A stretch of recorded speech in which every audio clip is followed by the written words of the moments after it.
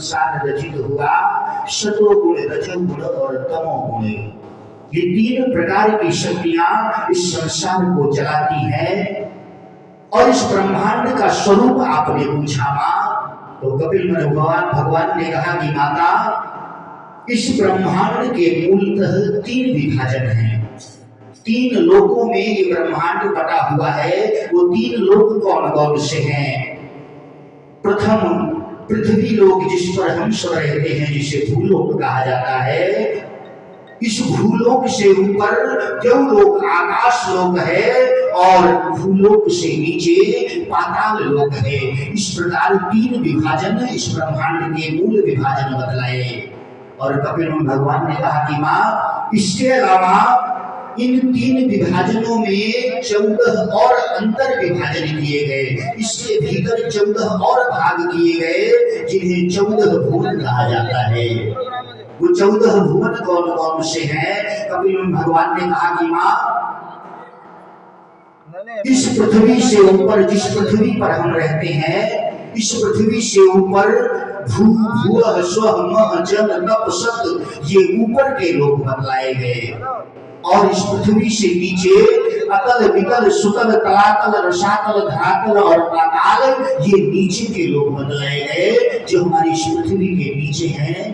इस प्रकार 14 भुवनों और 3 लोकों में ये पूरा ब्रह्मांड विभाजित है।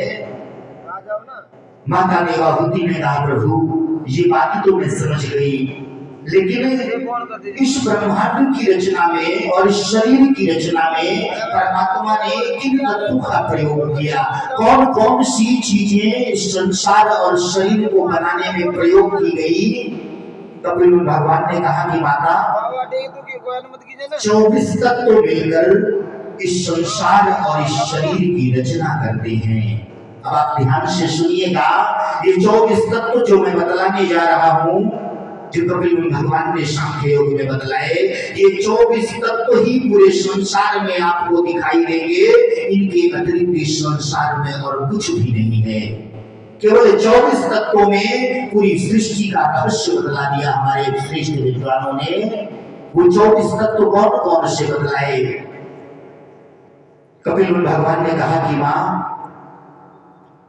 हमारा ये जो शरीर दिखाई पड़ता है, इस दृश्य शरीर में, इस प्रगट शरीर में 5 ज्ञानेंद्रियां हैं और 5 कर्मेंद्रियां हैं।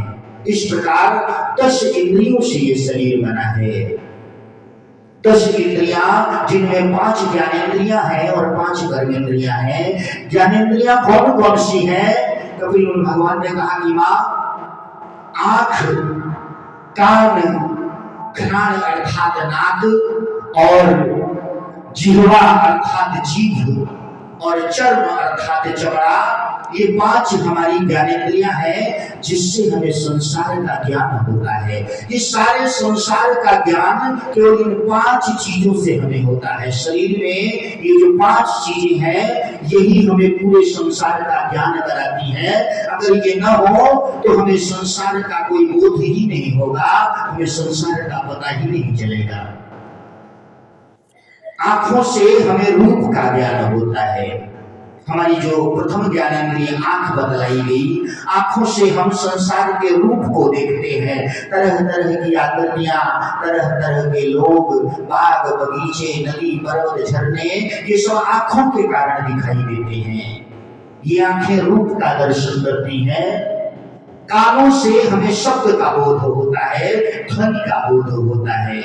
जो हम बातें सुनते हैं, ये बातें हमें कानों से सुनाई पड़ती है। दूसरी ज्ञानेंद्रिय कान बतलाया। तीसरी ज्ञानेंद्रिय हमारे घ्राण को अर्थात नाक को बतलाया। नासिका, नाक, जिससे हम गंध सुगंध का अनुभव करते हैं। तरह तरह के गंध सुगंध का जो अनुभव हमें होता है, वो घ्राण अर्थात नाक से होता है। तीसरी ज्ञानेंद्रिय घ्राण को बतलाया। और चौथी ज्ञानेंद्रिय हमारी जिह्वा है, हमारी जीभ है, जिससे हमें रसों का ज्ञान होता है।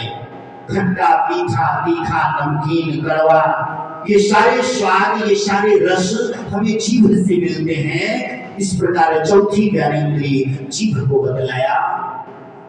और पांचवी ज्ञानेंद्रिय चर्म को बतलाया। शरीर का जो ऊपर का चमड़ा है जिसे स्किन कहते हैं, त्वचा कहते हैं, इस त्वचा से, इस चमड़े से हमें स्पर्श की अनुभूति होती है। जो हम एक दूसरे को छूते हैं, स्पर्श करते हैं, तो छूने पर जो स्पर्श का अनुभव होता है ये हमें चमड़े के द्वारा होता है।